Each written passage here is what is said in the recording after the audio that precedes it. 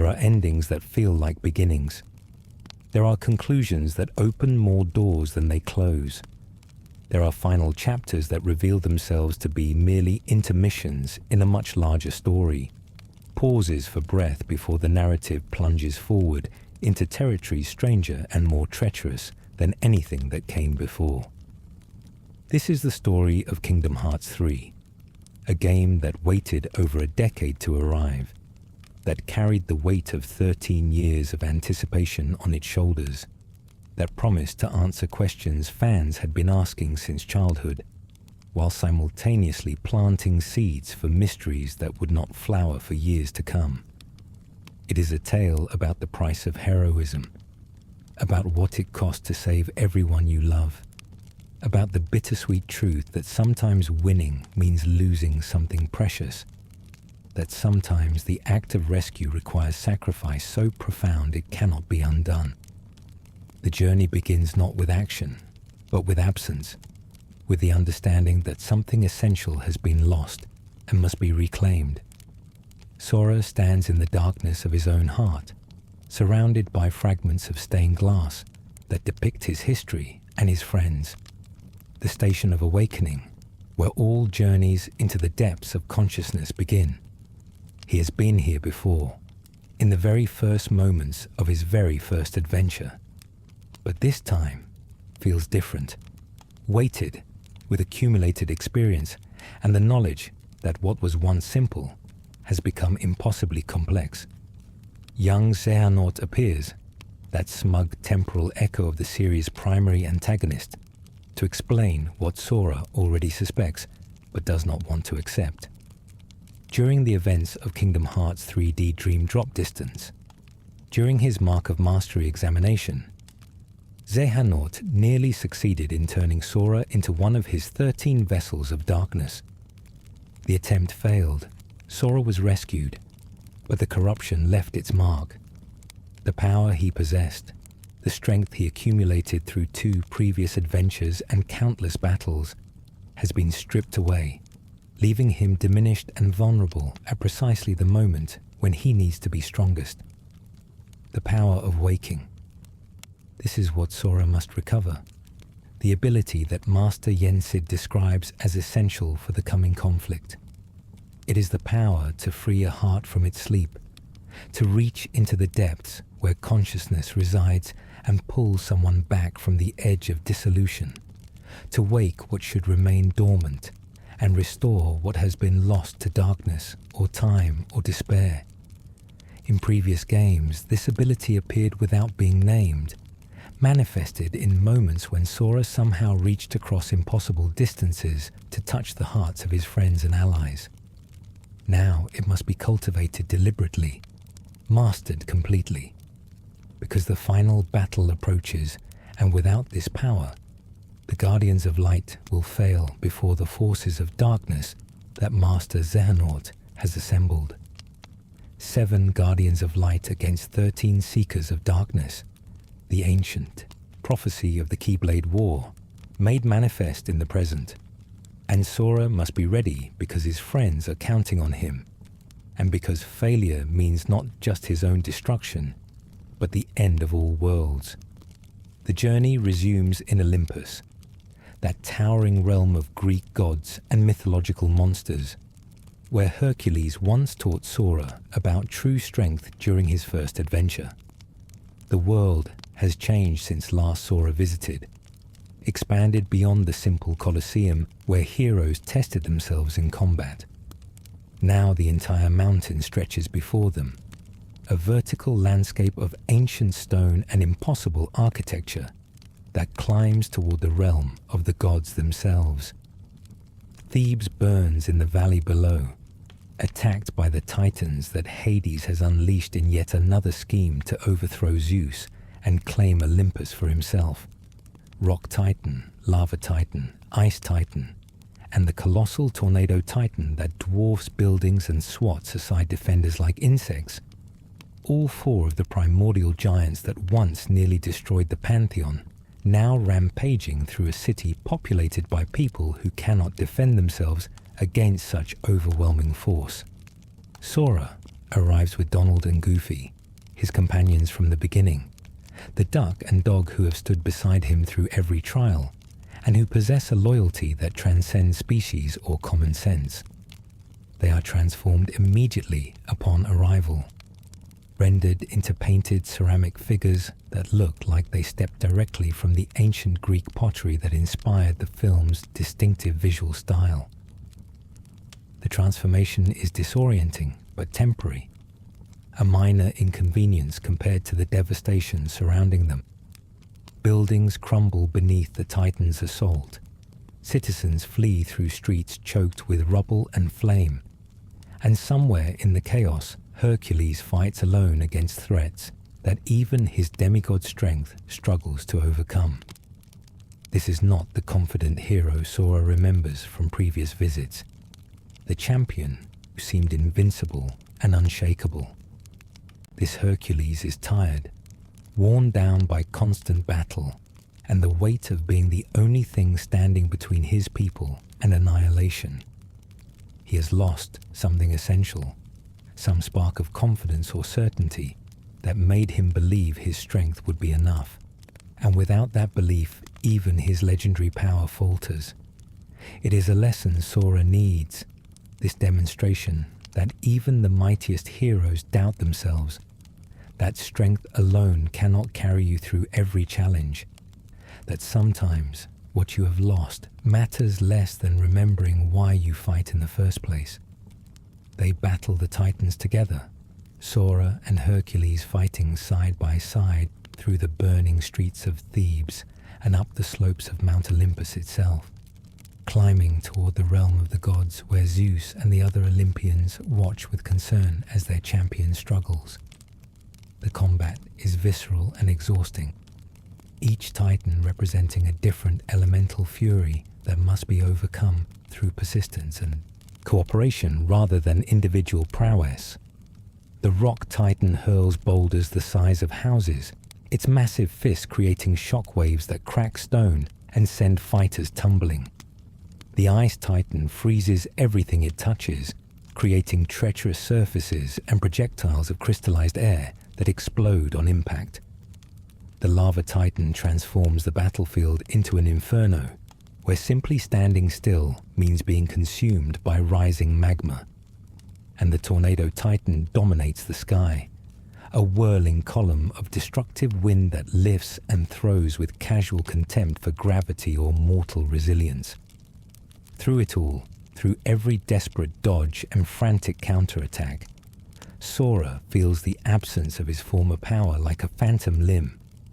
He remembers being able to do more, to access transformations and abilities that made him feel invincible, to combine his strength with Donald and Goofy in ways that multiplied their effectiveness beyond what their individual capabilities should allow. Those powers are gone now, sealed away by whatever damage Xehanort's corruption inflicted on his heart. And without them, he is just a boy, with a Keyblade fighting creatures that gods struggle to contain. But there is something else emerging in the space where his old powers used to reside. Something connected to the Keyblades themselves. When he fights with Kingdom Key, the weapon begins to transform in his hands, shifting and reconfiguring into new shapes that grant new abilities. The second form returns him briefly to his appearance and capabilities from his very first adventure, a nostalgic callback that feels both comforting and inadequate. The guard form transforms his Keyblade into an enormous shield, defensive capabilities that allow him to weather attacks that would otherwise overwhelm him. And other forms wait to be discovered. Transformations triggered by different Keyblades in different situations, manifestations of the deep connection between weapon and wielder that defines what it means to be chosen by the Keyblade. They reach the summit of Olympus, that realm of clouds and divine architecture, where the gods make their home above mortal concerns. Zeus greets them with the booming confidence of absolute power, the king of gods who fears nothing, because nothing can truly threaten his supremacy. But even Zeus understands that what is happening goes beyond simple divine politics or Hades' recurring schemes. The heartless are here, those shadows with glowing yellow eyes that consume hearts and spread darkness wherever they appear, and their presence suggests forces are moving that transcend the boundaries of individual worlds. Organization 13 is stirring, that mysterious group of hooded figures who appear and disappear without explanation, who speak in riddles and half-truths about plans that involve Kingdom Hearts itself. Maleficent makes an appearance, that sorceress of tremendous power who was destroyed during Sora's first journey, yet has returned through machinations involving the Book of Prophecies and temporal echoes that allow her to exist despite her previous defeat.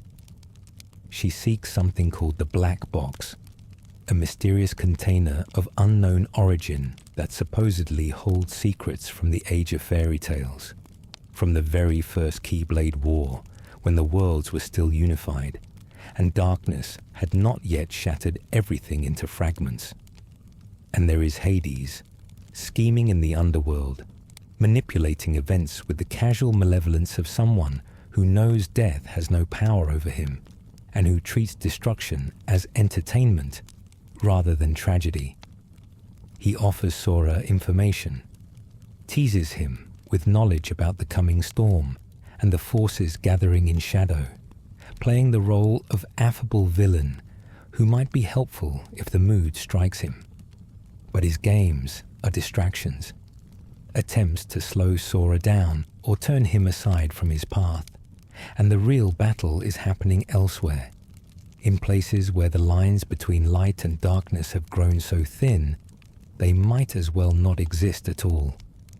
Olympus is just the beginning, the first world in a much longer journey, but it establishes the pattern that will repeat across every destination. Organization 13 is active, pursuing their own mysterious agenda while manipulating events from the shadows.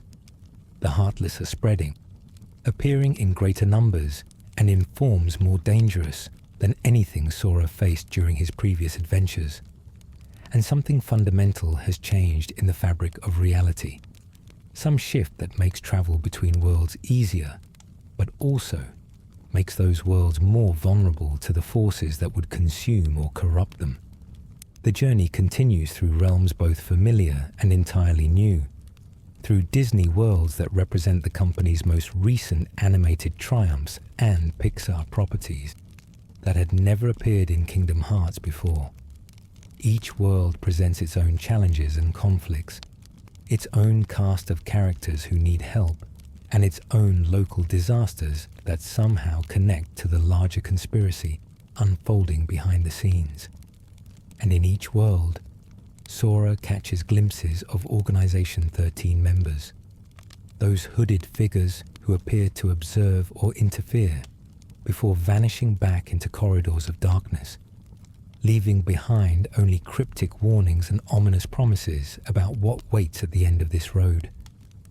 Toybox transforms Sora and his companions into plastic action figures, rendering them into toys that inhabit the world of Toy Story. It is a jarring transformation, going from flesh and blood to molded vinyl, feeling joints where there should be smooth movement, and experiencing the strange disconnect of being an object rather than a living being. But the transformation is necessary to blend with the world's inhabitants, with Woody and Buzz Lightyear and all the other toys that populate Andy's room, and the massive toy store called Galaxy Toys that dominates the local landscape. The story here diverges from the film's narrative, creating an original plot that feels authentic to the source material while integrating Kingdom Hearts' larger mythology. The toys have noticed that the people have disappeared, that Andy and his mother and everyone else who should populate this world have simply vanished, leaving only the toys to wonder what happened and whether they have been abandoned forever. It is young Xehanort who appears to explain, that time-traveling version of the series' primary antagonist who seems to take pleasure in tormenting Sora with glimpses of the larger pattern he cannot quite perceive. Toys have hearts, he explains, which surprises Sora, though the revelation is not entirely unprecedented, given what he has learned about nobodies and replicas and data beings throughout his journey. They are objects, manufactured things, yet they clearly think and feel and care about each other in ways that demonstrate genuine emotional depth. This revelation troubles the philosophical framework that Kingdom Hearts has built across multiple games, though Sora's surprise is tempered by his previous experiences with nobodies, replicas, data beings, and dream eaters that demonstrated non-organic entities can develop hearts through connection and experience. The distinction between beings with hearts and beings without has always been more permeable than the series initially suggested, and toys having consciousness merely confirms what Sora has been learning throughout his journey. The adventure in Toy Box revolves around Galaxy Toys, that enormous 3-story shopping complex where toys live and breathe and wage small wars for territory and resources. Sora explores action figure displays and video game departments, racing through ventilation shafts and battling Heartless that have manifested as corrupted toys, shadowy versions of dolls and robots that attack with the malevolence of darkness, wearing playful disguise. The toy store becomes a massive playground for combat and exploration, each floor offering different themes and challenges, each department presenting opportunities for jokes and references that fans of Toy Story will recognize. There are Easter eggs scattered throughout, subtle nods to Pixar's larger continuity and to Kingdom Hearts' own mythology. Final Fantasy summons appearing as collectible figures on a shelf, Pizza Planet trucks visible through windows, the layering of references creating a sense that these worlds are more interconnected than they might initially appear. And there is something genuinely touching about watching Sora interact with these characters, seeing him take their concerns seriously and treat them as equals despite the absurdity of a human boy conversing with sentient toys about existential concerns.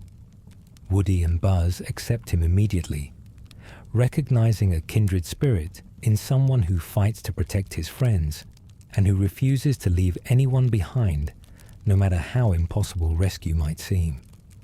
They help him battle through the toy store, Woody providing cowboy wisdom and Buzz offering Space Ranger tactics, both of them demonstrating that courage is not about size or power, but about standing up when you are needed, regardless of whether you believe yourself capable.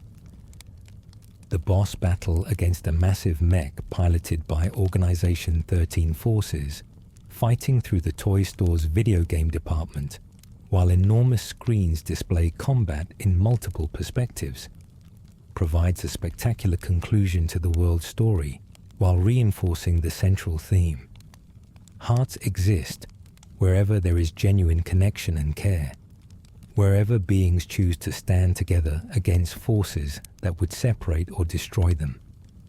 The kingdom of Corona brings them into the world of Tangled, that story of a princess imprisoned in a tower by a false mother who uses the girl's magical hair to maintain her own youth and beauty. The world is visually stunning, possibly the most beautiful location Kingdom Hearts has ever created. Forests thick with vegetation and light that filters through leaves in shafts of golden brilliance. The tower where Rapunzel spent her childhood rising from the landscape like a monument to isolation. The kingdom itself gleaming in the distance with architecture that suggests fairy tale perfection made manifest. Sora meets Rapunzel at the worst possible moment, just as she is attempting to convince Flynn Rider to guide her to the kingdom so she can see the floating lanterns that rise every year on her birthday. Mother Gothel, that manipulative villain who has kept Rapunzel prisoner through psychological abuse and lies, prowls the edges of the narrative, searching for her escaped ward and plotting how to return her to the tower before the girl discovers the truth about her identity and her past. The journey through the kingdom of Corona follows the film's plot fairly closely. Sora and his companions joining Flynn and Rapunzel as they travel toward the city, encountering Heartless in forests and across bridges, battling their way through obstacles both natural and supernatural. But there are departures from the film as well, moments where the organization interferes or where the presence of darkness manifests in ways that have nothing to do with Tangled's original story. Marluxia appears, that pink-haired nobody who wields nature's power like a weapon, who surrounds himself with flower petals and speaks of tragedy and loss with the casual elegance of someone for whom both have become familiar companions. He was defeated in Castle Oblivion during the events of Chain of Memories, destroyed by Sora's hand, yet here he stands again, restored and working with Organization 13 toward goals that remain frustratingly opaque. The world's emotional climax comes at the Lantern Festival, that magical evening when thousands of lights float into the sky above the kingdom, creating a display so beautiful it seems to suspend time itself. Rapunzel and Flynn sit in a boat on the water, surrounded by floating lanterns that reflect on calm surface and paint the night in amber and gold, and Sora watches from a distance with Donald and Goofy, all three of them understanding that they are witnessing something sacred and private. It is a moment of pure joy in a story increasingly defined by loss and sacrifice, a reminder that beauty exists and that protecting moments like this is worth whatever price must be paid. The world concludes with Rapunzel's reunion with her true parents, with Mother Gothel's defeat, and the revelation that love given freely is more powerful than love taken by force or maintained through manipulation. Monstropolis transforms them into monsters, creatures of fur and scales, an impossible anatomy that fit perfectly in the world of Monsters Incorporated. Sora becomes a horned creature with wild hair and a fanged grin. Donald sprouts feathers and additional limbs. Goofy grows to an even more ridiculous size, all three of them rendered in the aesthetic that Pixar established in the original film. They meet Mike Wazowski and James Sullivan, those unlikely heroes who revolutionized their entire civilization by discovering that laughter generates more power than screams, that cooperation and joy create energy that fear and terror never could. But something has gone wrong in Monstropolis, a crisis that threatens to undermine everything Mike and Sully work to achieve. The unversed are here, those negative emotion-spawned creatures that should not exist in this time period, that belong to an earlier era before Sora was born, before the main conflicts of his story even began. Their presence suggests that Organization 13 is manipulating events across time as well as space, pulling threats from different eras and deploying them strategically to serve purposes that remain unclear. Vanitas appears, that being of pure darkness who shares Ventus's face, but contains none of his warmth or humanity, who was born when Master Xehanort split Ventus's heart into light and dark, creating two beings from one, and damaging both in the process.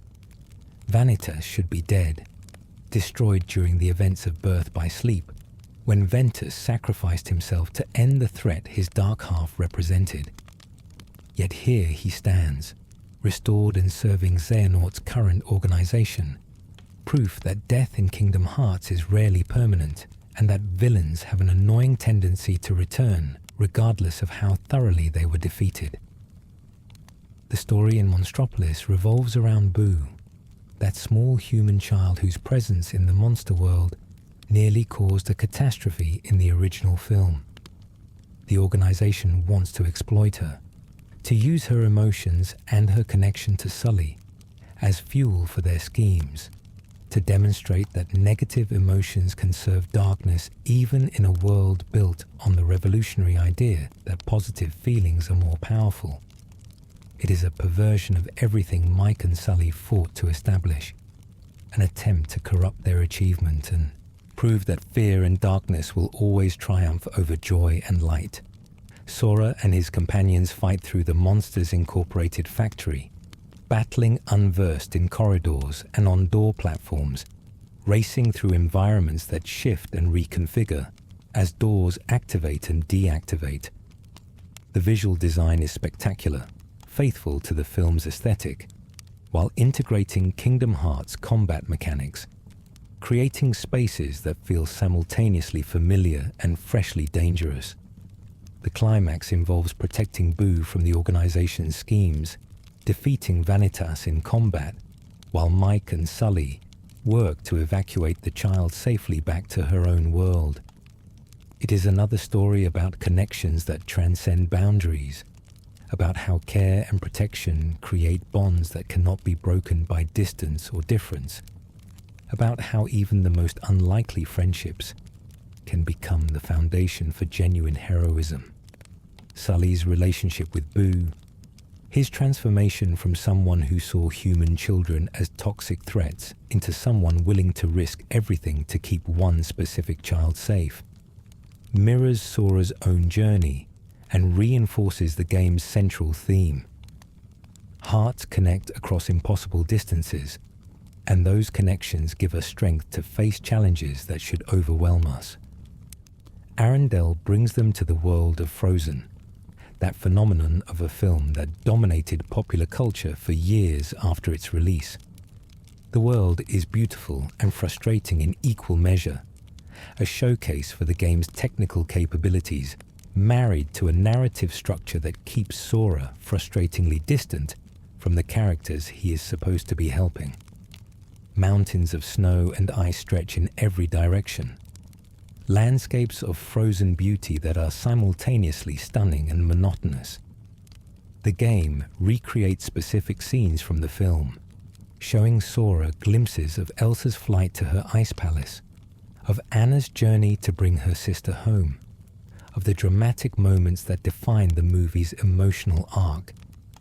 But Sora is not allowed to participate in these moments, is kept at a distance and made an observer rather than a protagonist, spending most of his time climbing the same mountain repeatedly while searching for Anna or Elsa or anyone who can explain what is happening.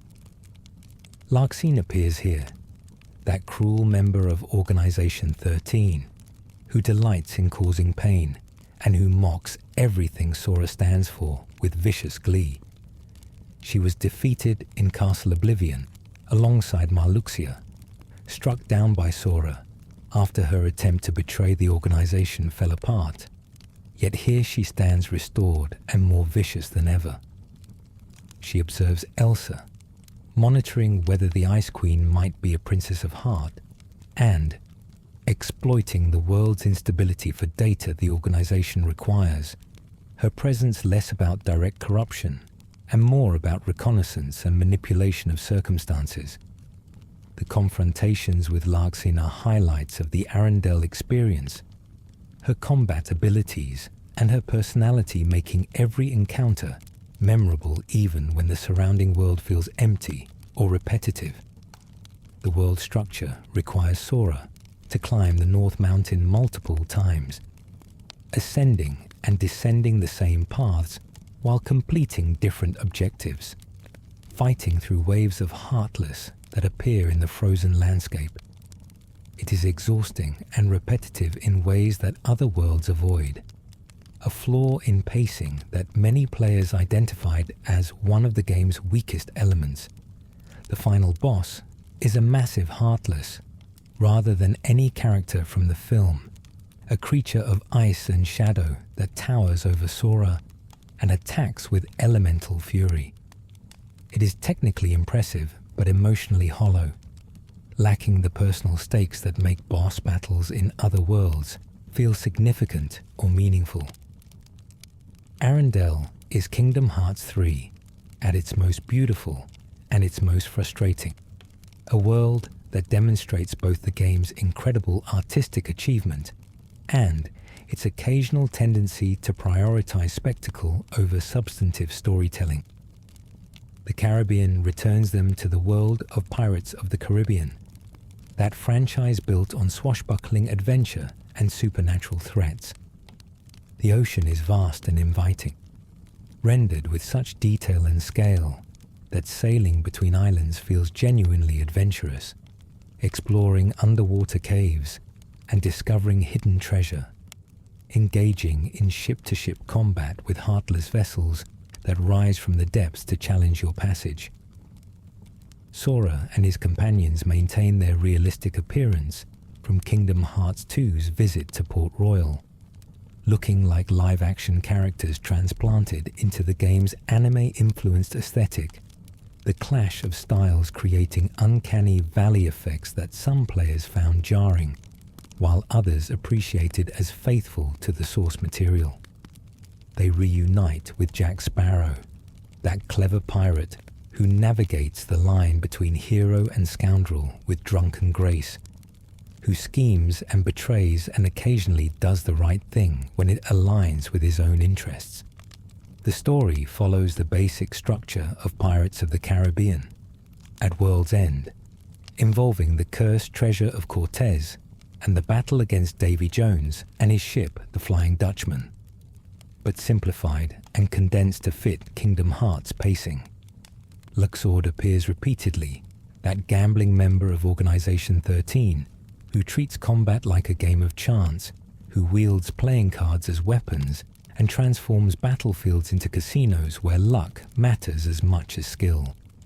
He seems less interested in directly opposing Sora than in testing him, measuring his capabilities and reporting back to his superiors about whether the Keyblade wielder represents a genuine threat to their plans.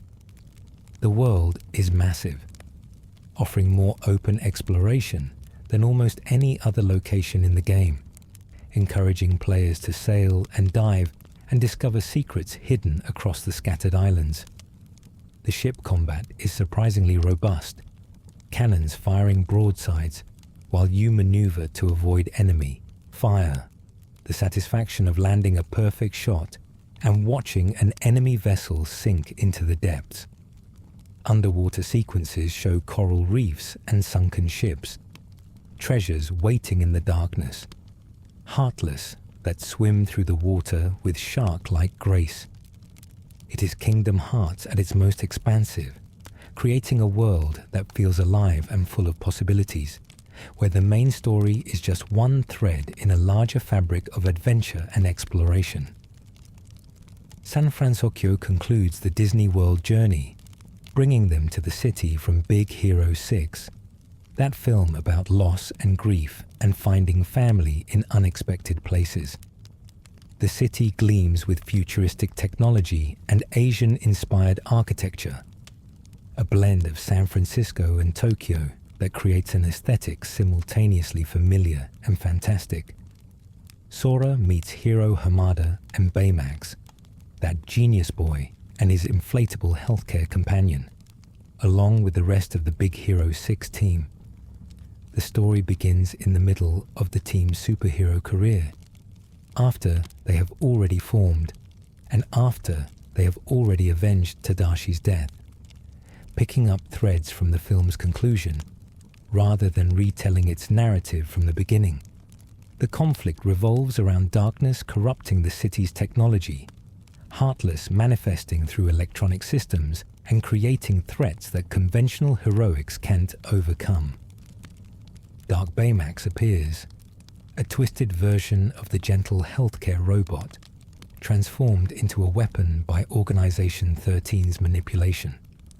The battles against Dark Baymax are spectacular and emotional, fighting against a corrupted version of a character whose defining trait is compassion and care, seeing what happens when healing is transformed into harm. The world also features Dark Riku, a mysterious figure who appears to be Riku from the past, but who moves and speaks wrong, who lacks the warmth and conflict that defined Riku's character, during his darkest period. He serves the organization without question, attacks Sora without the complicated emotions that always define their rivalry, feels more like a puppet or a clone than like the genuine article. Fransokyo allows extensive exploration after the main story concludes, opening up the entire city for players to traverse using flow motion and special abilities that let them parkour across skyscrapers and grind on rails. It is exhilarating to move through the city at high speed, launching between buildings and using aerial combos to maintain momentum, the verticality creating gameplay opportunities that most other worlds cannot match. The world feels like a love letter to Big Hero 6 and to the idea of found family, about how the people we choose become the people we cannot live without, about how loss can be transformed into strength if we allow ourselves to grieve and to heal and to keep moving forward. Between these Disney worlds, between the spectacular set pieces and the familiar characters, the larger narrative advances in fits and starts, pieces of a puzzle assembling slowly as Sora travels and fights and searches for answers that remain frustratingly elusive.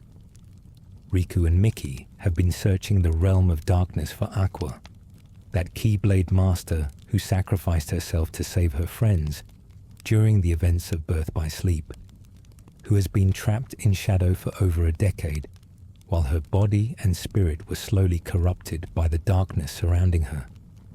They finally locate her in the dark world, that nightmare realm where light does not reach, and where time moves differently, where beings can wander for centuries in spaces that feel simultaneously infinite and claustrophobically enclosed.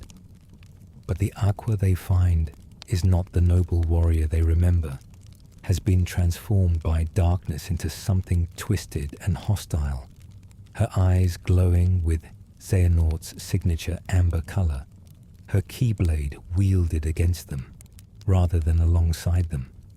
The revelation is devastating and predictable in equal measure. One more instance of Xehanort stealing someone's identity and using their body as a vessel for his own purposes. The pattern has repeated across the entire series.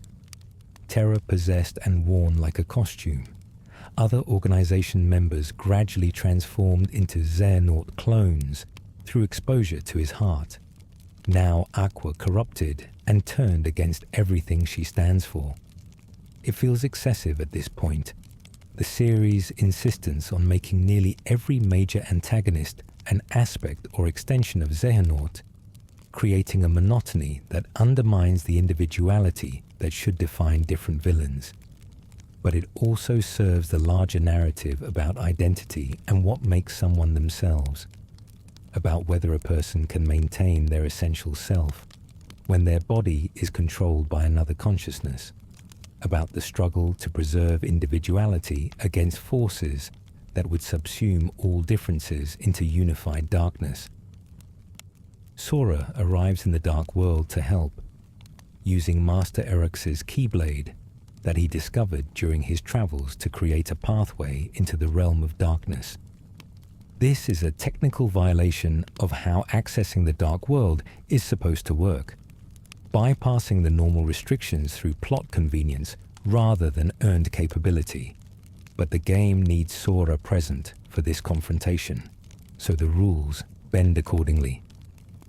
The battle against Dark Aqua is difficult and emotionally fraught, fighting against someone who should be an ally, seeing a hero reduced to puppet status by the villain who has corrupted everything he touches. But Sora's power is awakening finally, that ability to reach into hearts and pull them back from the edge of dissolution. And he uses it here to purge the darkness from Aqua's heart and restore her to her true self. The reunion is tearful and relieved. Aqua finally free after years of imprisonment in darkness, finally able to see her friends and know that her sacrifice meant something, that the people she protected survived and have been working to rescue her ever since. She fell. She leads them immediately to Castle Oblivion, that fortress built from the ruins of the Land of Departure, the training ground where she and Terra and Ventus learn to wield their Keyblades under Master Xehanort's guidance. Castle Oblivion is a place of shifting corridors and manipulated memories, a location designed to confuse and disorient intruders, but Aqua knows its secrets and can navigate its deceptions. She transforms it back into the Land of Departure through Keyblade magic, the castle dissolving to reveal the original structure beneath, the place where her journey began so many years ago. In the throne room at the castle's heart, Ventus sleeps in a throne that has preserved his body throughout the years since birth by sleep's conclusion. His heart has been sheltered inside Sora all this time, protected and kept safe, while his body waited in Castle Oblivion for the day when restoration might become possible.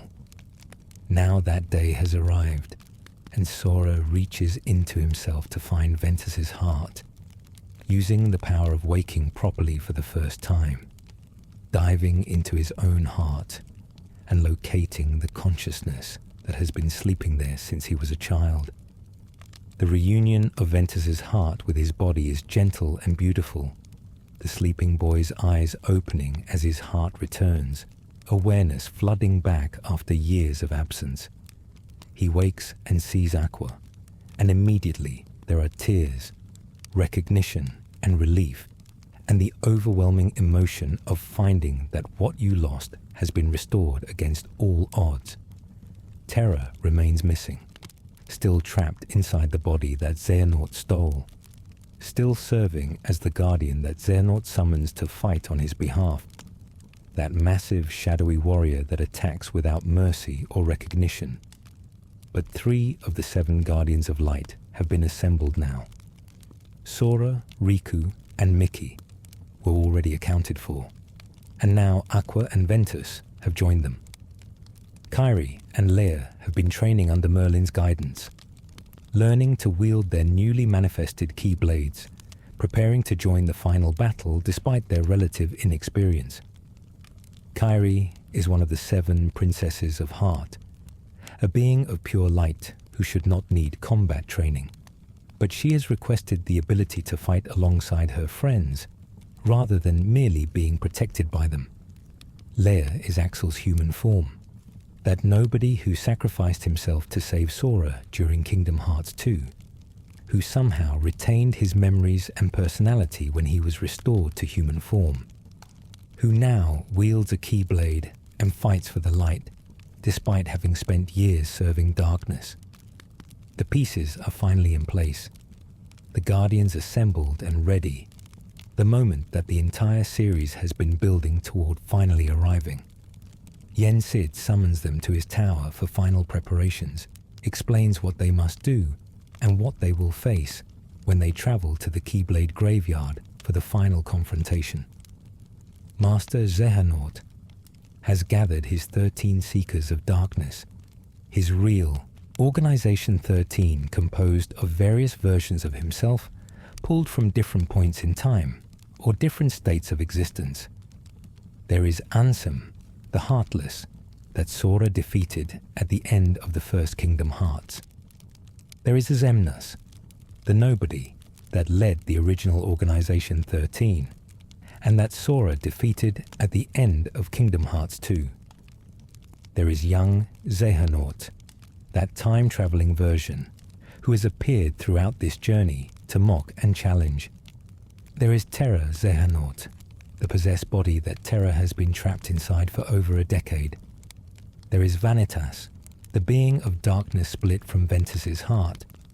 And there are various members of the original Organization 13 who have returned, willing or unwilling, to serve Xehanort's final plan. Zigbar, Syke, Marluxia, Larxene, Luxord, and 2 mystery members whose identities remain concealed until the final battle. The plan is ancient and apocalyptic in scope. Forge the Keyblade by causing 7 lights and 13 darknesses to clash in battle. use that weapon to unlock Kingdom Hearts, reshape reality itself according to Xehanort's vision of perfect balance between light and darkness. It is the culmination of schemes that have been unfolding since before Sora was born, before the main story even began, reaching back to birth by sleep and beyond, to the age of fairy tales and the first Keyblade War that shattered the original unified world into the scattered realms that exist today. Every adventure Sora has undertaken, every battle he has fought, every friend he has made, and every enemy he has defeated, all of it has been leading to this moment in the Keyblade graveyard, where the fate of all worlds will be decided. The Keyblade graveyard is exactly what its name suggests. A desert wasteland where countless Keyblade wielders died during the original Keyblade War, their weapons remaining behind as monuments to ambition and tragedy. Thousands of Keyblades protrude from the barren earth like gravestones, rusted and broken, testament to battles fought so long ago that history has transformed into legend, and legend has faded into myth. The sky is perpetually overcast, clouds the color of ash hanging motionless above the desolation, and the wind that moves through the graveyard carries whispers of ancient conflicts and losses that time cannot heal. It is a place of death wearing the aesthetics of a battlefield, where the very ground seems to remember the blood spilled upon it, and where the air itself feels heavy with accumulated sorrow. The 7 Guardians of Light arrive together, standing in a line as Master Xehanort appears before them with his organization arrayed at his back. The old man looks exactly as he did during birth by sleep, bald and amber-eyed, his face carved by decades of manipulation and experimentation into something that suggests wisdom but contains only calculated cruelty. He speaks with the casual confidence of someone who has already won, who sees this confrontation not as uncertain battle, but as inevitable conclusion to plans that have been unfolding for longer than most of his opponents have been alive. He offers Sora a choice, the same choice he has offered before in different forms. Surrender. Allow darkness to claim him as the 13th vessel that Xehanort needs to complete his organization. Accept that resistance is futile, and that the boy's destiny is to serve purposes greater than his own desires. The offer is refused with the certainty of a hero who has faced this villain's schemes before and who knows that surrender solves nothing. That capitulation to evil merely postpones the moment when you must finally stand and fight. The battle begins immediately. All 7 guardians against all 13 seekers. A clash of light and darkness that should feel climactic, but instead feels overwhelming. The organization attacks with coordinated precision, exploiting the numerical advantage that Xehanort carefully cultivated, targeting weaknesses and isolating individuals to prevent the Guardians from supporting each other effectively. The combat is desperate and chaotic. Keyblades clashing against Keyblades, while magic tears through the air and the very ground beneath them cracks from the force of their confrontation. Donald unleashes Zeta Flare, a spell so powerful it should be beyond any mortal magic user's capability, expending everything he has to blast through the enemy's defenses and create an opening that his companions can exploit. Goofy throws himself in front of attacks meant for others, his shield absorbing damage that would have incapacitated or killed, his loyalty transforming him into a wall that darkness cannot breach through simple force. But it is not enough. Despite their courage and their determination, despite fighting with everything they have learned and every ability they possess, the Guardians are being overwhelmed. The organization has planned too carefully, has accounted for too many variables, has stacked the odds too thoroughly in their own favor. Leia falls first, struck down by Xemnas, his keyblade clattering from his grip as he collapses. Mickey is caught by a spell from Ansem that leaves him vulnerable, unable to defend himself when the follow-up attack comes. Kairi fights with surprising skill for someone so inexperienced, her pure light manifesting as offensive capability, but numbers and experience tell against her, and she is forced back step by step. Axel tries to protect her, throwing himself between Kairi and the organization members targeting her. But he cannot be everywhere at once, and his defenses are breached. Then comes the moment that changes everything, the turn that should represent ultimate despair, but which instead becomes opportunity for something unprecedented. Xehanort attacks with overwhelming force, darkness manifesting as a wave that crashes over the Guardians like a tsunami of pure shadow. The blast is catastrophic, not merely injuring but erasing, sweeping the Guardians away and scattering them across dimensions and realities, tearing them from the battlefield and depositing them in places where rescue should be impossible. Donald and Goofy vanish, torn away from Sora's side despite fighting desperately to maintain connection. Riku disappears into darkness, his scream of frustration and rage cut short by the force tearing him away. Aqua and Ventus are separated again, after only just reuniting, both of them calling for each other as the distance between them expands beyond any distance physical travel could cross. Kairi reaches towards Sora, her hand outstretched, but the wave claims her before their fingers can touch, and Sora's heart is separated from his body, not metaphorically or in the sense of being merely defeated or rendered unconscious, but genuinely disconnected, his consciousness torn from physical form by the force of Xehanort's attack. He finds himself falling through darkness that feels both infinite and claustrophobic, surrounded by nothing and falling toward nothing, awareness fading as the link between heart and body dissolves. This is death in Kingdom Hearts. Not an ending, but a transition. The heart separating from the physical form and drifting toward whatever comes next, toward Kingdom Hearts itself, or toward oblivion, or toward some destination that depends on factors no living person fully understands. Sora should be gone now, should be beyond recovery, should have exhausted his plot armor and his protagonist privileges and his capacity to return from impossible situations. But there is a world that catches him, a place called the Final World that exists between life and death, a realm where hearts linger briefly before moving on to their ultimate destination.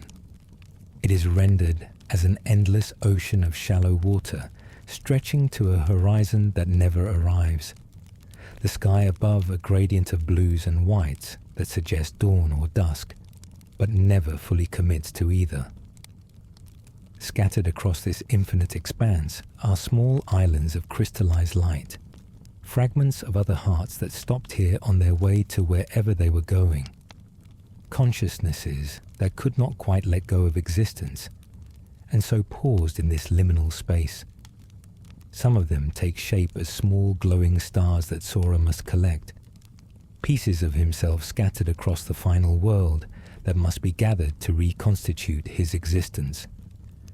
Others manifest as phantom silhouettes, echoes of people he knew or met or affected during his journey, each one offering cryptic comments about connections and hearts and the nature of what binds consciousness to physical form. Chirithy appears here, that small cat-like being that served as guide and companion to Keyblade wielders in the age of fairy tales, in the mobile game that most players have never played, and whose lore is impenetrable to anyone not deeply invested in Kingdom Hearts' most obscure corners. Chirithy explains what has happened and what must happen next. Sora is only here, is only clinging to existence in the final world, because someone is holding on to him, because someone is refusing to let go and anchoring his heart before it can drift away completely. That someone is Kairi, her pure heart of light reaching across the boundary between life and death, maintaining a connection that keeps Sora tethered to reality despite having every reason to slip away into oblivion. It is the ultimate demonstration of bonds transcending physical law, of love operating as actual force that rewrites rules about what is possible, of connection mattering more than mere mortality. But being saved is not the same as being safe. Sora exists in the final world, as consciousness without form, heart without body, and to return, he must abuse the power of waking in ways it was never meant to be used. The power of waking allows a heart to reach into sleep and pull someone back to consciousness, but Sora intends to use it to track the hearts of his fallen companions through the moments of their defeat, following their scattered consciousnesses back to the instant before Xehanort's devastating attack claimed them. Chirithy warns him explicitly, "This is forbidden, this is dangerous. This abuse of power will have consequences that cannot be avoided or mitigated." Using the power of waking to chase hearts through their moments of destruction, to effectively navigate backwards through the metaphysical echoes of recent events through sheer force of will and refusal to accept defeat, will extract a price that Sora will eventually be required to pay. But the alternative is accepting that his friends died or were scattered beyond recovery, that Xehanort won, and that darkness claimed everything, and that alternative is unacceptable to someone whose defining characteristic is refusing to let anyone be lost to darkness if there is any chance of rescue. Sora makes the choice that defines him, choosing his friends over his own safety, choosing to risk whatever consequences might come, rather than accepting that he failed to protect the people who matter to him. He uses the power of waking to follow the threads of connection back through recent events, tracing the hearts of his companions to the moment before they were scattered, creating an opportunity for a different outcome.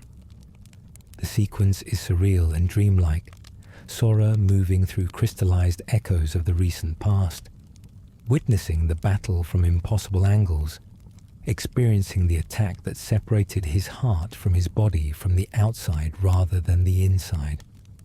And when he arrives back at the crucial moment, when time resumes its normal forward flow, he is armed with knowledge of what is about to happen, and with desperate determination to prevent it.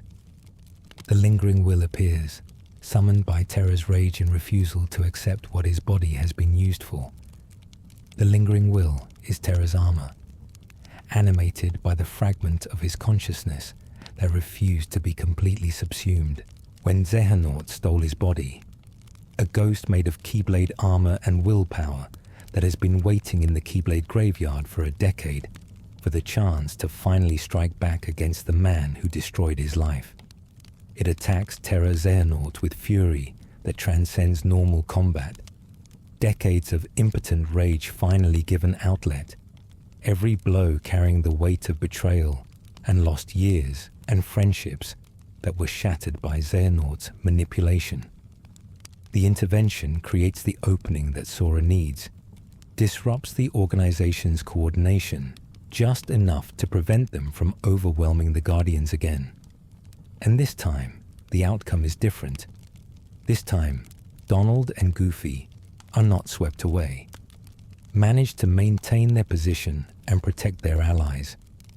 This time, Ventus and Aqua fight together instead of being separated, their combined abilities and mutual support making them exponentially more effective than they were fighting alone. This time, Sora knows what to watch for and can warn his companions about the attack that is coming, can coordinate a defense that turns what should have been catastrophic defeat into manageable setback.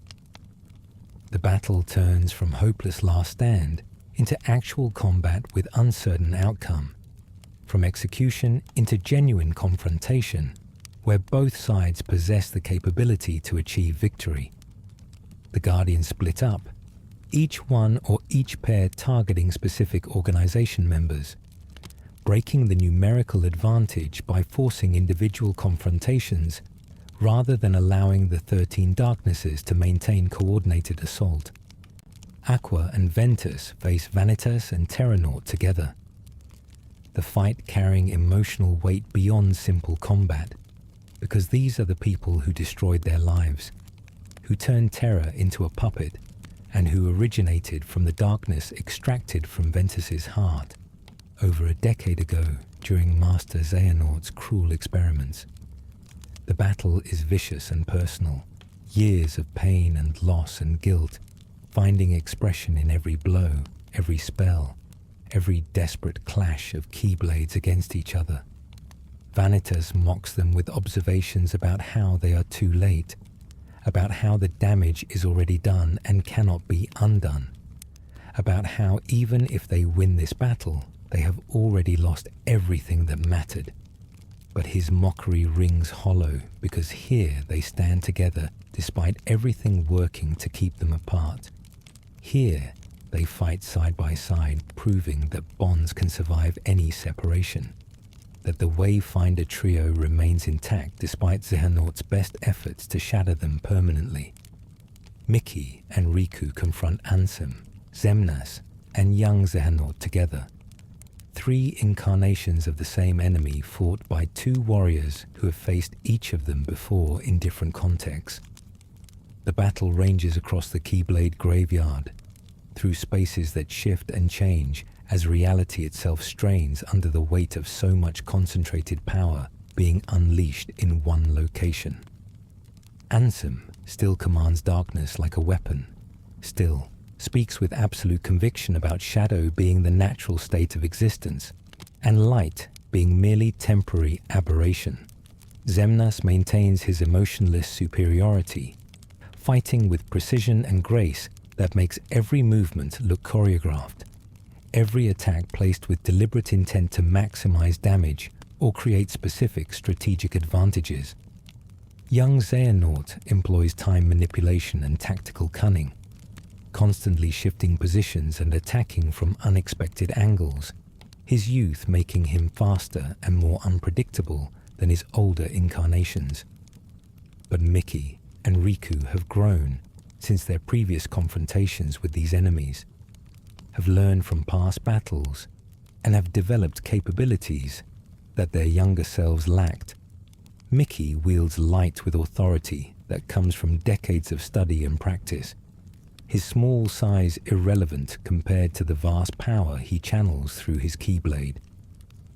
Riku has made peace with his own darkness, no longer running from it or pretending it does not exist, but instead accepting it as part of who he is, while refusing to let it control him.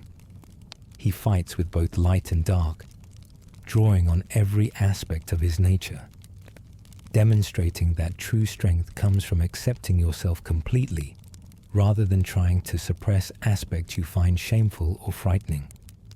Together, they are overwhelming. Their cooperation and coordination, allowing them to face 3 powerful enemies simultaneously, and not merely survive, but actually push those enemies back.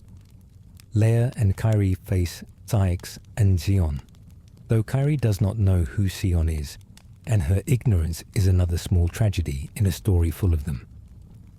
Xion is a replica created by Organization 13 during the events of 358 Days Over 2, a nobody constructed from Sora's memories of Kairi, designed to serve as backup Keyblade wielder if Roxas ever became unavailable or uncooperative. She developed her own personality and her own friendships with Roxas and Axel, became her own person despite being created as tool, and when she sacrificed herself to free Sora from the trap the organization had built around him, everyone forgot she existed. Memories of Xion were erased from the world, her very existence retconned out of history, leaving only a vague sense of loss in those who knew her. But here she stands restored as one of Xehanort's 13, forced to fight against the people who were her friends, unable to break free from the control the organization maintains over her reconstructed form. The battle is heartbreaking. Leia forced to fight against someone he cared about deeply, even though he cannot quite remember why he cares. Recognition dancing at the edges of his awareness without ever fully solidifying into clear memory. Syx is there too, Leia's former best friend, who fell to darkness and became someone Leia barely recognizes, who prioritized the organization's goals over their friendship, and who has been working against Leia ever since they both became nobodies. The confrontation is layers of tragedy stacked upon each other, former friends fighting each other because loyalties have shifted, and because Xehanort manipulated everyone into positions where betrayal became inevitable. But there is hope too. Possibility that some relationships can be salvaged even after being damaged by forces that sought to destroy them completely. Sora confronts the remaining organization members, cutting through them one by one or in small groups, his power awakening fully as he finally masters the abilities that have been developing throughout his journey. The Keyblade transformations that seemed random or disconnected earlier reveal themselves as manifestations of his growing understanding of what it means to wield the weapon, his heart resonating with the various Keyblades he carries and drawing out their unique properties. He fights with second form and guard form and strike form and element form, each transformation offering different capabilities and different strategic advantages, adapting to every situation and every enemy through sheer versatility and refusal to be limited by any single fighting style. Marluxia falls again, defeated by the same person who destroyed him in Castle Oblivion, his schemes and his manipulation ending exactly where they began. Larxene is overcome by Sora's determination, her cruelty, and her mockery insufficient to shake his conviction that protecting his friends justifies any sacrifice. Luxord faces Sora in combat that feels almost respectful, the gambler treating the battle as game to be played well, rather than as conflict driven by genuine animosity. And when he falls, he does so with grace that suggests he was never fully committed to Xehanort's plan, but was simply fulfilling obligations he could not escape. Sigbar watches from the sidelines with knowing smirk, observing rather than participating, his true motivations remaining opaque even as the organization crumbles around him. And then there is the reveal of the organization's two mystery members, the identities that were concealed until this final battle. The first is Xion, already encountered and already a source of pain for Leia and confusion for Kairi. The second is more shocking and more cruel. Dark Riku, that mysterious figure who appeared in Fransokyo and who seemed like a possessed or time-displaced version of Sora's best friend. He is actually a replica, an artificial body given Riku's appearance and implanted with his memories from the time when he was most consumed by darkness. It is Riku from the past made manifest in the present, or rather, it is a recreation of that Riku based on data and magic and Organization 13's disturbing tendency to play with identity like it is clay to be molded into whatever shape serves their purposes.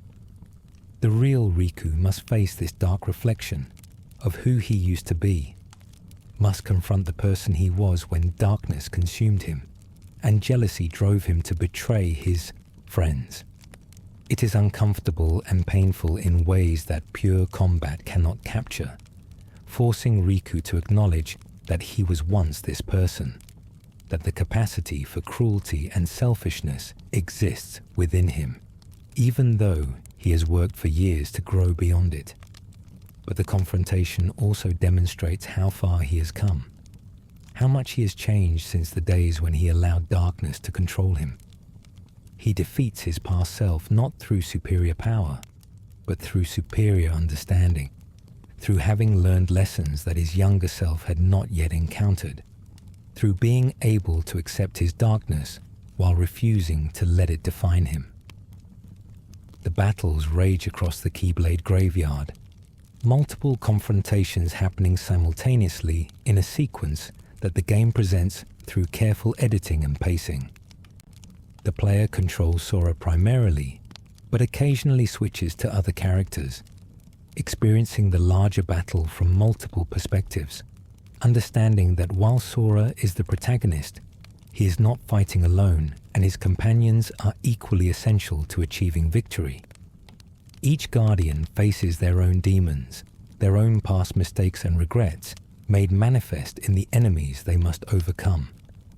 Each victory is hard-won and carries weight beyond simply defeating another boss, represents emotional closure or character development, or the resolution of plot threads that have been dangling for multiple games.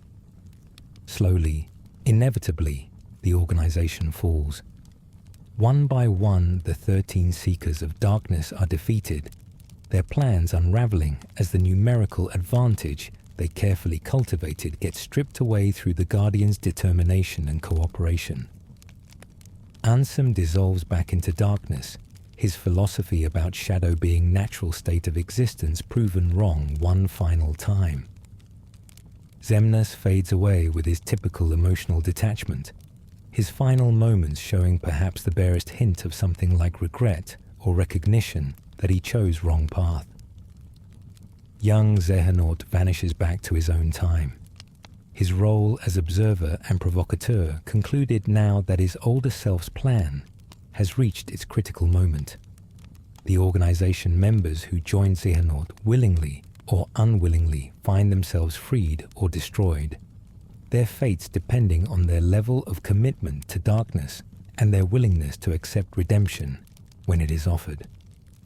Ceyx, whose real name is Issa, turns against Xehanort at the last moment, his friendship with Leia proving stronger than the darkness that consumed him.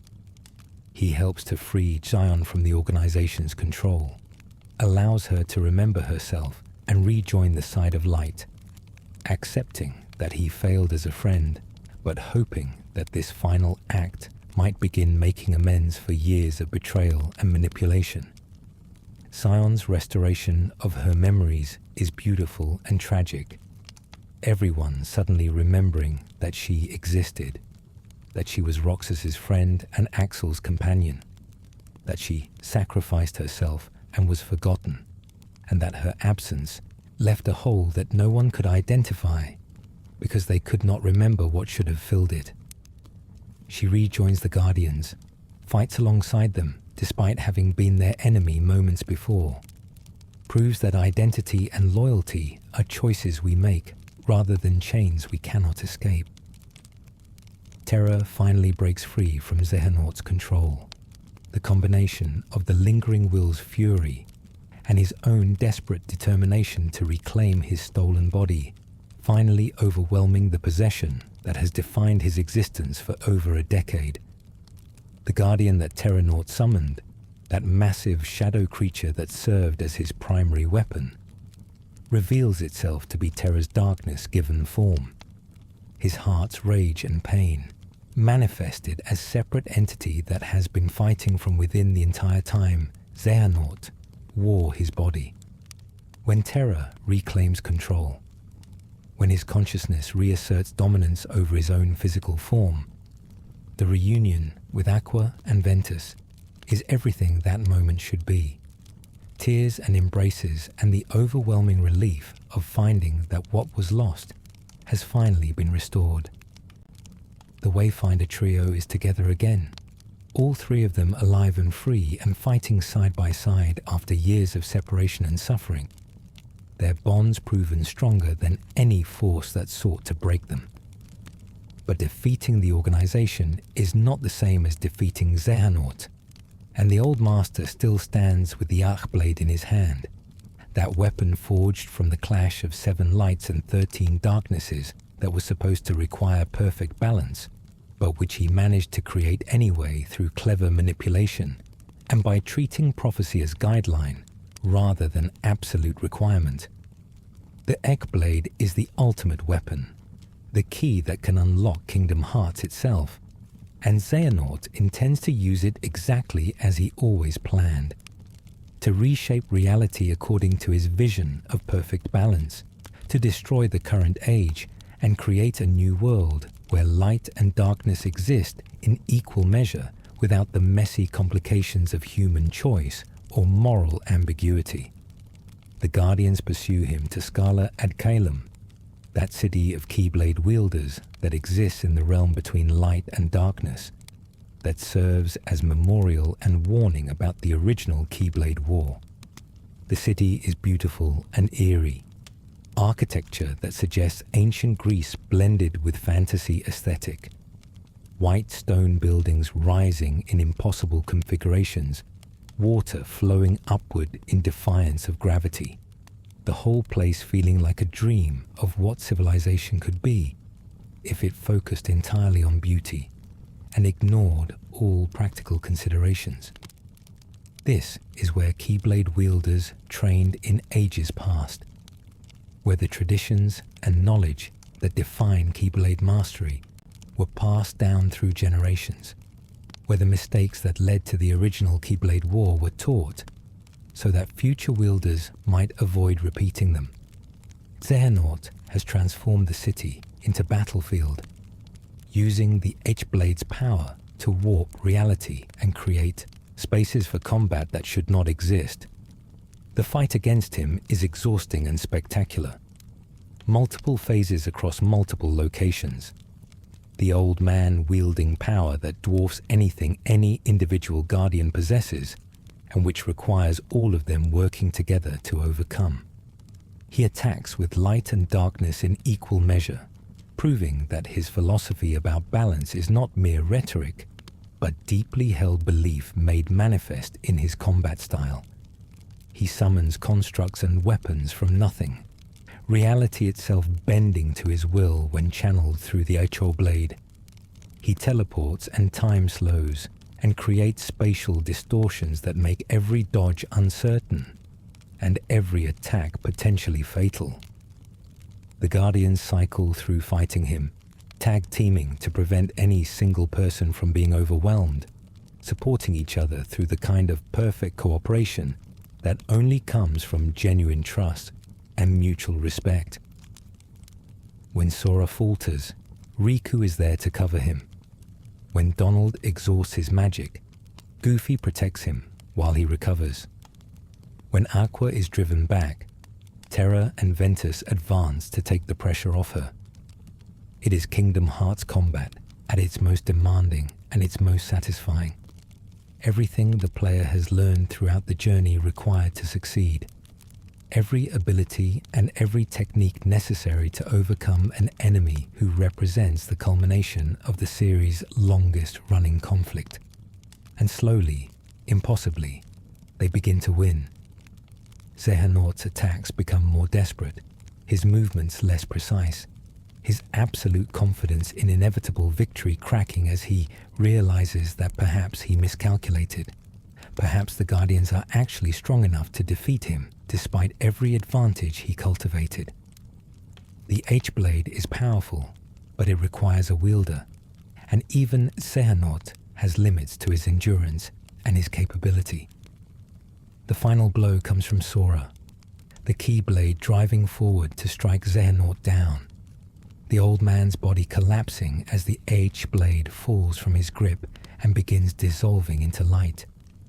But the victory is not clean, not simple triumph of good over evil, because Xehanort is more complicated than simple villain, and his defeat cannot erase the genuine beliefs that motivated his actions. As he lies dying, as the H-Blade dissolves and Kingdom Hearts begins to close, Master Erax appears. Erax is dead, was struck down by Xehanort at the start of Birth by Sleep, but a fragment of his heart survived inside Terra, and now emerges to speak with his old friend one final time. The two of them were friends once, students together under the same master, boys who learned to wield keyblades and who played chess while debating philosophy about light and darkness and what balance between them should look like. Their friendship was destroyed by diverging beliefs about how to handle darkness. Erox believing it must be eliminated completely, and Xehanort believing it must be embraced and balanced against light. Erox speaks with gentleness and regret, acknowledges that he pushed too hard toward light, and that his inflexibility contributed to driving Xehanort toward extreme positions in the opposite direction.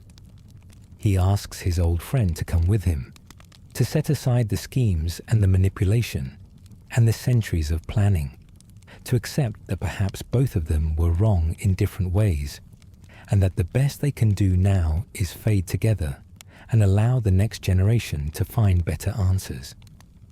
It is reconciliation that Xehanort does not deserve, but which Erox offers anyway, grace given freely to someone who caused immeasurable suffering, and miraculously Xehanort accepts. He hands the H-blade to Sora, trusts the boy to close Kingdom Hearts and protect the worlds, acknowledges that perhaps his vision of perfect balance was flawed, and that forcing his will upon reality was arrogance rather than wisdom. The two old masters fade together, hands clasped in friendship restored at the very end, their hearts returning to Kingdom Hearts and whatever comes after. The H-blade remains behind, relinquished by Xehanort in his final moments as Erox convinces him to let go, and Sora retrieves it to complete the task that Xehanort could not, closing Kingdom Hearts properly and protecting the worlds from the chaos that unchecked access to that power would create. She lies motionless while Sora cradles her, desperate and terrified in ways that even fighting Xehanort did not produce, because losing her after everything they survived would be cruelty too profound to accept. He makes the choice that defines him and that seals his fate, choosing Kairi over his own safety, deciding that saving her matters more than whatever consequences might follow. He uses the power of waking improperly again, abusing it exactly as Chirithy warned him not to, diving into the scattered fragments of her shattered heart to locate each piece and reconstruct what Xehanort destroyed. The sequence is dreamlike and surreal, Sora moving through the scattered fragments of existence, following the connection between his heart and Kairi's broken pieces, gathering each shard and weaving them back together through sheer determination and refusal to accept that she could be lost when he possesses the power to prevent it. Kairi's eyes open, her consciousness returning to her body, and she sees Sora above her and smiles with relief and joy and love that she has never quite been able to articulate, but which shines through her expression clearly enough that words become unnecessary. They have a moment together, brief and precious, sitting on the beach at Destiny Islands, that manifests around them as memory or projection or metaphor made temporarily solid. They do not speak about consequences or prices or what using the power of waking incorrectly might cost. They simply exist together, enjoying each other's presence, holding hands and watching a sunset that feels like ending and beginning simultaneously. And then Sora begins to fade, his body becoming translucent as the price for his abuse of power comes due. Kairi realizes what is happening and reaches for him desperately, trying to hold on to him, trying to prevent whatever force is claiming him from taking him away. But Sora is already gone, dissolving into light, his consciousness departing to somewhere unknown to pay the cost that saving Kairi demanded. He vanishes completely, leaving Kairi alone on the beach with tears streaming down her face and the understanding that she has been saved, but that salvation came at cost she never wanted to pay and never had the chance to refuse. The game ends with a montage of scenes showing the aftermath of Xehanort's defeat. The worlds are safe, restored and protected, the immediate crisis resolved even if larger questions remain unanswered. Destiny Islands host a celebration, all of Sora's friends gathering to commemorate their victory and mourn those who were lost or who remain missing. Riku and Kairi sit on the purple fruit tree at sunset, the same tree where they sat as children, and they look out at the ocean, knowing that Sora is somewhere out there in the darkness, and that they will search until they find him. Aqua, Terra, and Ventus stand together at the land of departure, the Wayfinder trio finally reunited and finally able to begin rebuilding lives that were shattered by Xehanort's schemes. Roxas and Axel and Xion eat sea salt ice cream on the clock tower in Twilight Town, the trio restored with all their memories intact, proving that even nobodies who supposedly should not exist can claim their right to have lives and friendships that matter. But the peace is temporary, the victory incomplete, because Sora remains missing, and because forces are moving in the shadows that the heroes do not yet perceive. The epilogue shows a gathering of mysterious figures in brown robes, who viewers recognize as the foretellers, though they do not introduce themselves or speak. They are Keyblade wielders from the age of fairy tales, from the era before the first Keyblade War, and their silent appearance in the present day suggests that the conflicts the heroes just resolved are merely prologue to something much larger and more complex. Luxu appears, his true identity revealed through his actions and the black box he carries, and he summons the container that Maleficent was searching for throughout the game. Whatever is inside that box, whatever secrets it contains, will apparently be crucial for whatever comes next in Kingdom Hearts' ongoing narrative. The secret ending accessible only to players who complete specific requirements shows Sora waking in Shibuya, that famous Tokyo district rendered in realistic style that clashes with Kingdom Hearts' typical aesthetic. Riku appears in a different part of the city, suggesting that both of them somehow ended up in this world that might be reality, or might be another game world, or might be something else entirely. The buildings are covered in advertisements for The World Ends With You, that Square Enix property about teens fighting for survival in a deadly game, and the implication is clear. Kingdom Hearts is about to cross over with yet another property, expanding its already Byzantine mythology into territories even more complicated than what came before. Kingdom Hearts 3 is simultaneously conclusion and continuation, ending that resolves the Darkseeker saga, while planting seeds for the next phase of Kingdom Hearts storytelling. It provides closure for characters and plot threads that have been developing since the first game, while introducing new mysteries that will presumably be explored in future installments. Sora's fate remains uncertain, his sacrifice to save Kairi leaving him lost somewhere in the darkness or in another world, or in some state between existence and non-existence. The power of waking extracted its price as warned, proving that some abilities come with costs that cannot be negotiated away or avoided through protagonist privilege. The game is beautiful and frustrating in equal measure, a technical showcase that demonstrates what Square Enix can achieve when given adequate time and resources married to narrative choices that not all fans found satisfying. The Disney worlds are more expansive and more integrated with the larger plot than in previous entries, but they still sometimes feel disconnected from the main story, or like they exist primarily to pad the game's runtime. The combat is fluid and spectacular, offering dozens of different abilities and transformations and options for engaging with enemies, but it can also feel floaty or imprecise compared to Kingdom Hearts 2's tighter mechanics. The story attempts to balance fan service with narrative coherence, providing moments for every major character while advancing multiple plot threads simultaneously, but the result sometimes feels overstuffed or rushed. important revelations delivered through exposition rather than being properly explored through gameplay and character interaction. The pacing is uneven, the game front-loading Disney content while saving most of the Kingdom Hearts-specific plot for the final hours, creating a structure where casual players might spend most of their playtime in relatively light-hearted worlds before being suddenly dropped into an ending sequence so dense with lore and revelations that it becomes difficult to process everything happening. The absence of Final Fantasy characters beyond brief cameos disappointed fans who had come to expect those crossovers as core element of Kingdom Hearts' identity.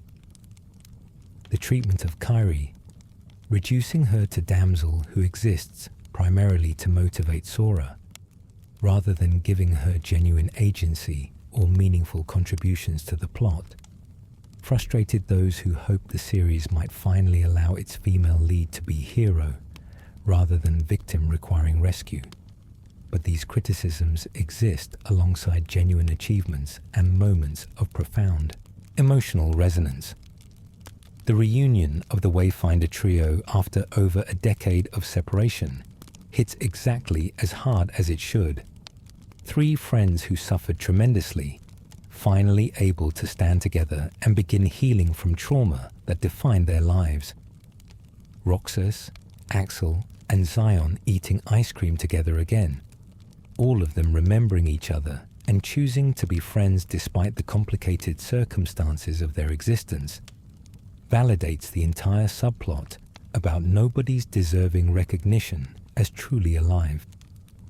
The final battle against Xehanort is exhausting and spectacular, requiring everything the player learned throughout the journey and providing a conclusion that feels earned, even if the redemption arc that follows is debatable. The music remains exceptional, Yoko Shimomura's compositions elevating every scene and every battle, familiar themes returning in new arrangements, while new tracks establish emotional tones for the worlds and conflicts that Kingdom Hearts 3 introduces. Face My Fears, the opening theme performed by Hikaru Utada and Skrillex, sets the tone with its blend of pop sensibility and electronic experimentation, lyrics about confronting darkness and refusing to run from what scares you perfectly capturing Sora's journey. Don't Think Twice, Utada's closing theme, is melancholic and beautiful, the perfect soundtrack for an ending that provides closure while acknowledging that separation and loss are inevitable parts of any story about connection and heroism. The track plays over scenes of Sora fading away, his sacrifice made manifest in music that suggests both grief and hope, both ending and the promise of eventual reunion. The themes that run through Kingdom Hearts 3 like veins through living tissue revolve around the cost of heroism and what it means to save everyone. Sora's entire journey across 3 numbered games and numerous spin-offs has been defined by his refusal to leave anyone behind, his determination to rescue every friend and protect every world regardless of personal cost. But Kingdom Hearts 3 forces him to confront the reality that some rescues come with prices that cannot be negotiated away, that using power incorrectly has consequences even when your intentions are pure, that sometimes saving everyone means losing yourself in the process. The power of waking was supposed to let him free hearts from sleep, but he abused it to reach into death itself, to reverse time and undo defeats, to pull Kairi back from dissolution when she should have been beyond recovery. Each abuse weakened his connection to reality. Each violation of the power's proper use extracted a cost that accumulated until finally the bill came due, and payment could not be delayed any longer. This exploration of consequences for heroic actions feels more mature than Kingdom Hearts has typically allowed itself to be, acknowledging that doing the right thing does not exempt you from suffering the results of your choices. Sora saved Kairi but lost himself in the process, gave up his own existence so she could live, and the game refuses to pretend this is anything other than tragedy, even though it validates his choice as the only one his character could have made. It is the ultimate expression of the series' philosophy about connection and sacrifice, that the bonds between hearts matter more than individual survival, that protecting the people you love justifies any personal cost, that being a hero means accepting that sometimes you will not get to enjoy the peace you fought to establish. The game also grapples with questions of identity and what makes someone real, themes that have haunted Kingdom Hearts since the introduction of nobodies in Kingdom Hearts 2. Roxas, Xion, and Naminé are all nobodies or artificial beings who were told they should not exist, that they were merely shadows or copies without legitimate claim to personhood. But Kingdom Hearts 3 validates their existence completely, allows them to be restored to independent life rather than remaining merged with their originals, acknowledges that consciousness and connection and the ability to feel are what define true existence rather than the specific metaphysical mechanics that produce that consciousness. If Roxas thinks and feels and cares about his friends, then he is real regardless of whether he possesses a heart in the technical sense. If Xion formed genuine relationships during her brief existence, then those relationships matter regardless of whether she was artificially created. This philosophical stance about personhood and existence feels particularly relevant given ongoing debates about artificial intelligence and what constitutes genuine consciousness. Kingdom Hearts 3 comes down firmly on the side of functionalism, suggesting that if something acts indistinguishable from a conscious being, then it should be treated as one, that the internal mechanics matter less than the external manifestations. It is a compassionate position that prioritizes empathy over technical definitions, that chooses to recognize consciousness wherever it appears, rather than limiting recognition to beings that meet arbitrary metaphysical requirements. Whether Square Enix intended the game's treatment of nobodies and replicas to comment on contemporary debates about artificial intelligence is unclear, but the parallels exist regardless of authorial intent. The Disney worlds, while sometimes criticized for feeling disconnected from the main plot, actually reinforce the game's central themes in subtle ways. In Toy Box, Sora learns that hearts exist in places he never expected, that toys can be conscious, and that their feelings matter despite being artificial constructs. In Monstropolis, he sees how laughter and joy generate more power than fear and screams, how positive connections create energy that negative emotions cannot match. In Arendelle, he witnesses Elsa struggling to accept her own nature and learning that isolation is not protection, that cutting yourself off from others to prevent hurting them actually causes more harm than vulnerability and connection ever could. In San Fransokyo, he helps Hiro and his team understand that grief is natural, but that it should motivate you toward helping others rather than toward revenge or self-destruction. Each world presents a microcosm of the larger story's themes, a contained narrative that mirrors some aspect of what Sora and his companions are experiencing on their journey. The pattern is not always obvious or heavy-handed, but the connections exist for those willing to look for them. The Caribbean story about cursed treasure and the consequences of greed parallels Organization 13's obsessive pursuit of Kingdom Hearts, despite warnings about the cost of obtaining it.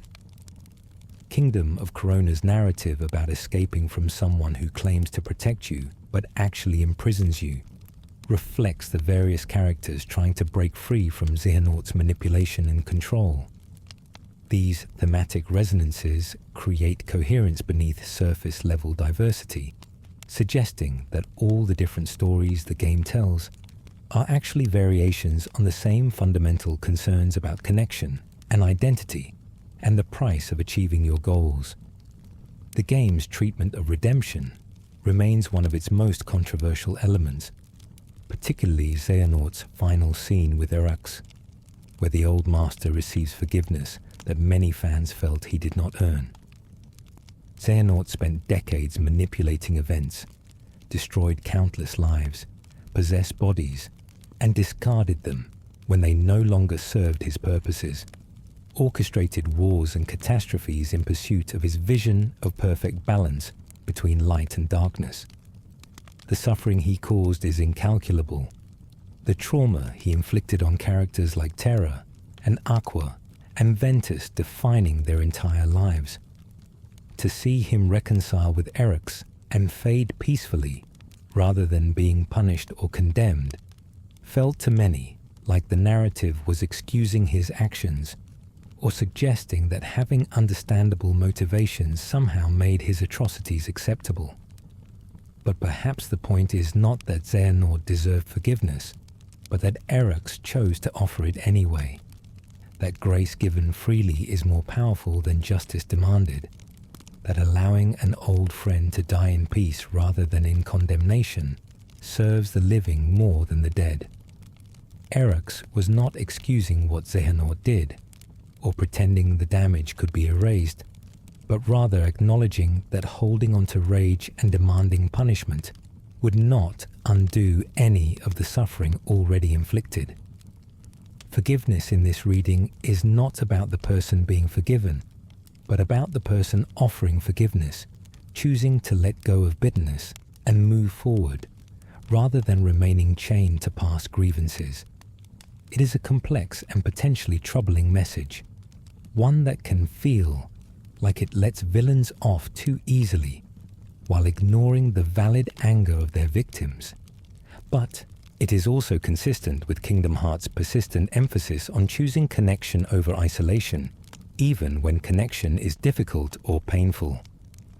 The revelation about Xigbar being Luxu, about him having been manipulating events for longer than anyone suspected, reframes the entire series' history and suggests that Xehanort himself was merely a pawn in someone else's much longer game. Luxu is a figure from the Age of Fairy Tales, one of the original Keyblade wielders who served under the Master of Masters and who was given specific instructions about what to do and what to observe across the centuries following the First Keyblade War. His presence throughout the series, his tendency to observe rather than fully commit to conflicts, his knowing comments and his apparent foreknowledge of events that should have been unpredictable. All of it suddenly makes sense when viewed through the lens of him being an immortal agent, carrying out instructions given to him thousands of years ago. The black box that Maleficent sought throughout the game is apparently part of Luxu's mission, though what it contains and why it matters remains unclear, as of Kingdom Hearts 3's ending. The implication is that the contents will be crucial for whatever conflict comes next, that the Darkseeker saga's conclusion merely clears the stage for the next phase of Kingdom Hearts storytelling. This approach to narrative closure, where one story ends but immediately seeds the next, can feel unsatisfying to those wanting definitive resolution, but it is consistent with Kingdom Hearts' approach throughout its history. The series has always been more interested in continuation than conclusion, in perpetually expanding its mythology rather than providing final answers, and Kingdom Hearts 3 maintains that tradition, even as it resolves plot threads that have been developing for 17 years. The DLC content released later as Remind expands on the game's ending, providing additional context and playable sequences that fill gaps in the original narrative.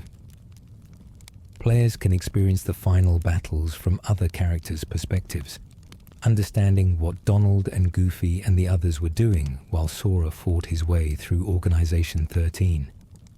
The DLC also provides more time with Kairi, allowing her to be playable during certain sequences and giving her agency that the base game denied. She fights alongside Sora rather than merely being rescued by him, demonstrates competence with a Keyblade despite her relative inexperience, proves that she could be a genuine warrior rather than just a damsel if the narrative would allow her that role. Remind also includes a data greeting mode that lets players pose characters and create scenes, essentially giving them access to the game's impressive character models and environments for creative purposes. It is a strange feature for an action role-playing game, more aligned with photography modes in other titles, but it demonstrates that Square Enix understood fans' desire to spend more time with these characters even outside the context of the main story. The mode lets players create the reunions and interactions that the base game did not provide, filling emotional gaps through user-generated content that supplements the official narrative. The additional boss battles included in Remind push the combat system to its absolute limits, super boss encounters that demand perfection and mastery of every mechanic the game offers. Fighting against data versions of Organization 13 members, each one enhanced and more dangerous than their story mode counterparts, provides challenges for players who want to test their skills beyond what the main narrative requires. The secret boss, a mysterious figure called Yozora, who appears to be connected to the Verum Rex game, shown in Toy Box, is notoriously difficult and thematically opaque, suggesting connections to future games without clarifying what those connections mean. Defeating Yozora unlocks an ending that shows him watching Sora through what appears to be a car window, the context and implications remaining deliberately unclear. The mystery of Yozora and Verum Rex ties into Kingdom Hearts 3's complicated relationship with Versus 13, the Final Fantasy game that was cancelled and transformed into Final Fantasy 15 after years of development hell. Yozora resembles Noctis, the protagonist of Final Fantasy 15, and Verum Rex's aesthetic matches the dark fantasy tone that Versus 13 promised before its transformation. Whether Kingdom Hearts 3 is incorporating elements from Versus 13 into its own mythology, or whether these references are merely Easter eggs remains unclear, but the presence of this content suggests that Nomura has not abandoned the ideas that define Versus 13 and may be finding ways to explore them through Kingdom Hearts instead. Looking at Kingdom Hearts 3 from the perspective of its place in gaming history and popular culture, the game represents both culmination and transition. It concludes storylines that began when many current players were children, resolving questions that have lingered for over a decade, while those fans grew into adults with different expectations and different capacities for patience with convoluted narratives. The game had to satisfy longtime fans who had followed every spin-off and side game, while remaining accessible to newcomers who might be entering the series for the first time. This balancing act is nearly impossible to execute successfully, and Kingdom Hearts 3's attempts to serve both audiences simultaneously sometimes resulted in pleasing neither completely. For newcomers, the game is likely impenetrable without external research, its story dependent on knowledge from numerous previous entries across multiple platforms, and its tendency to reference events and characters without explaining who they are or why they matter, creating constant confusion. For longtime fans, the game sometimes felt like it was rushing through important moments to make room for Disney content that felt mandatory rather than integral, like it was checking boxes rather than organically developing its narrative. The final sequence of back-to-back boss battles and revelations is exhausting in ways both positive and negative, providing the climactic confrontations fans wanted, while also feeling overstuffed and rushed. Like too much story was crammed into too little time after spending most of the game's runtime in Disney worlds. But despite these structural issues and narrative choices that not everyone appreciated, Kingdom Hearts 3 accomplished what it needed to accomplish. It provided closure for the Dark Seeker saga, allowed characters who had suffered for over a decade to finally achieve some measure of peace, demonstrated that bonds formed across multiple games and numerous years could survive any separation or corruption. The image of Aqua, Terra, and Ventus standing together again after everything that happened to them, of Roxas and Axel and Xion eating ice cream and laughing like the friends they always were, of Riku and Kairi sitting on the pulpu tree looking toward the horizon and believing that Sora will return someday. These moments carry genuine emotional weight, earned through years of storytelling and character development across the time since their separation. The game's technical achievements deserve recognition as well. The visual presentation representing some of Square Enix's best work. The character models are expressive and detailed, capable of conveying subtle emotions through facial animation and body language. The environments are rich and varied, each Disney world rendered with care and attention to detail that respects the source material while integrating Kingdom Hearts' aesthetic. The combat is flashy and satisfying, offering enough variety that players can develop their own approaches and strategies while maintaining accessibility for those who prefer simpler button mashing to complex mechanical mastery. The loading times are minimal, the frame rate generally stable, the overall polish evident in ways that distinguish major A productions from smaller independent projects. The game sold extremely well, moving over 5 million copies in its first week and continuing strong sales throughout the following months and years. It received generally positive reviews from critics, who praised its visuals and combat, while noting concerns about pacing and narrative coherence. Players were more divided, with some celebrating it as the perfect conclusion to a saga they had followed since childhood, and others feeling disappointed that the game did not meet the impossible expectations built up over 13 years of waiting. The discourse around Kingdom Hearts 3 demonstrates how difficult it is for any creative work to satisfy an audience that has spent over a decade imagining what the final product should be, building expectations and interpretations that no actual game could fully realize. Kingdom Hearts 3 is, ultimately, a game about growing up, and about the bittersweet nature of achieving what you work for only to discover that success comes with costs you did not anticipate. Sora spends the entire game trying to recover the power he lost, trying to become strong enough to protect his friends, trying to ensure that no one gets left behind or lost to darkness. He achieves all of this, saves everyone and defeats every enemy, and closes Kingdom Hearts to protect all worlds from Xehanort's plan. But the cost is his own presence, his own ability to remain with the people he fought so hard to save, and the ending acknowledges that sometimes heroism means not getting to enjoy the happy ending you created for others. The game trusts its audience to sit with that bittersweet conclusion, to understand that Sora's sacrifice does not negate his victory, but rather makes it more meaningful because he paid for it personally. The people he saved are alive and together, and able to build lives free from Xehanort's manipulation. And that matters more than Sora's individual happiness, even though we are allowed to mourn his absence and hope for his eventual return. It is a mature ending for a series that has often struggled to balance its Disney-influenced optimism with its Final Fantasy-influenced willingness to embrace tragedy and loss. And whether it succeeds depends largely on individual players' expectations and preferences.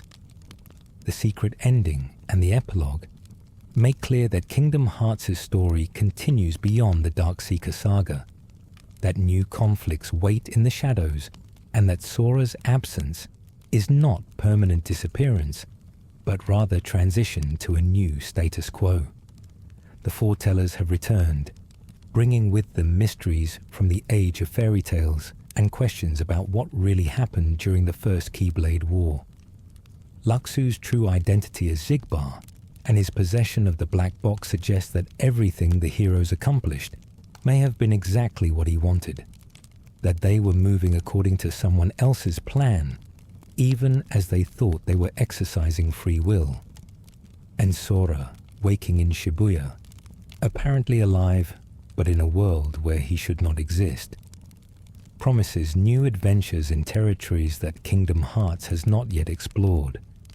Whether future games will provide satisfying answers to these mysteries, or whether they will continue Kingdom Hearts' tradition of answering old questions by raising 3 new ones, remains to be seen.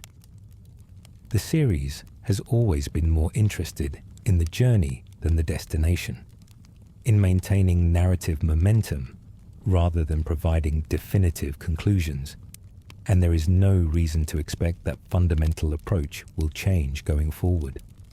What matters is not whether every mystery gets resolved, but whether the journey remains compelling, whether the characters continue developing in interesting directions, whether the themes about connection and identity and sacrifice continue resonating with audiences who have grown alongside these characters across nearly 2 decades. Kingdom Hearts 3 represents the end of one chapter and the beginning of another, a conclusion that provides closure while promising continuation, an ending that acknowledges loss while maintaining hope for eventual reunion.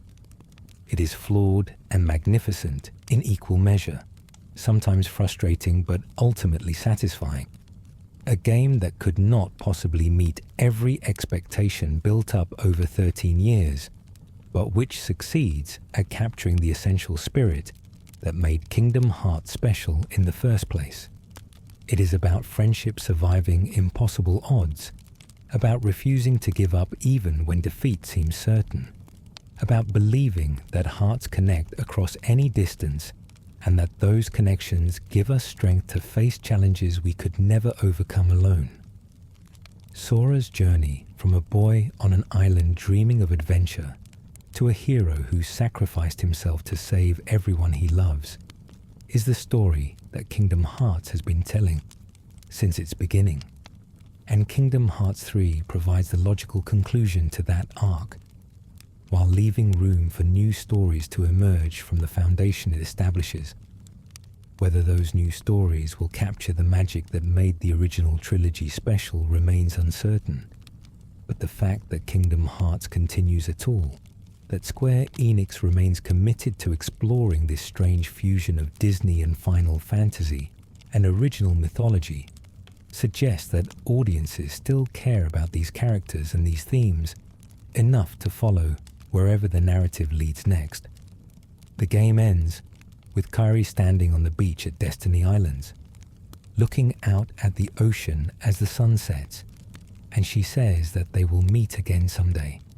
It is promise and prayer simultaneously, hope made manifest through words spoken to someone who cannot hear them, faith that bonds strong enough survive any separation regardless of how impossible reunion might seem.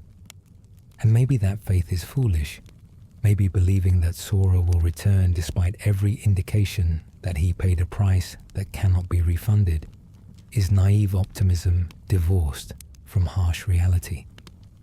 But Kingdom Hearts has always been about exactly this kind of faith, about believing in connection and reunion, even when all evidence suggests you should give up hope, about refusing to accept that people you love can be permanently lost if you keep searching and keep believing and keep fighting to bring them home. That message, delivered through 3 numbered games and countless spin-offs across 17 years and multiple console generations, is what makes Kingdom Hearts matter beyond its specific plot details. or its increasingly convoluted mythology. It is a series about hope and connection in a world that constantly tries to separate people and convince them that caring makes them vulnerable. It insists that vulnerability is not weakness but strength, that opening yourself to potential loss is the only way to experience genuine connection, that the bonds we form with others give our lives meaning that individual achievement can never provide. These are not revolutionary insights, but they are truths that bear repeating, especially in times when isolation and cynicism feel safer than connection and optimism. Kingdom Hearts 3 tells its story through spectacular action sequences and beloved Disney characters and convoluted plot mechanics involving time travel and possessed bodies and artificial beings. But underneath all that surface complexity is a simple message about the importance of not giving up on the people you care about. Sora never stops searching for his friends, never accepts that anyone is beyond rescue, never allows darkness to convince him that loss is permanent, or that connections can be broken by distance or time or death itself. His faith is rewarded again and again throughout the series. People he thought were lost returning to him. Bonds he feared were shattered, proving resilient enough to survive any test. And when he finally pays the price for all those rescues, when his abuse of power catches up with him and he fades away to whatever place lost heroes go, the people he saved continue believing in him the same way he believed in them. The cycle continues, faith perpetuating itself across generations, the rescued becoming the rescuers, and proving that heroism is not about individual greatness, but about passing forward the care and determination that others showed you when you needed it most.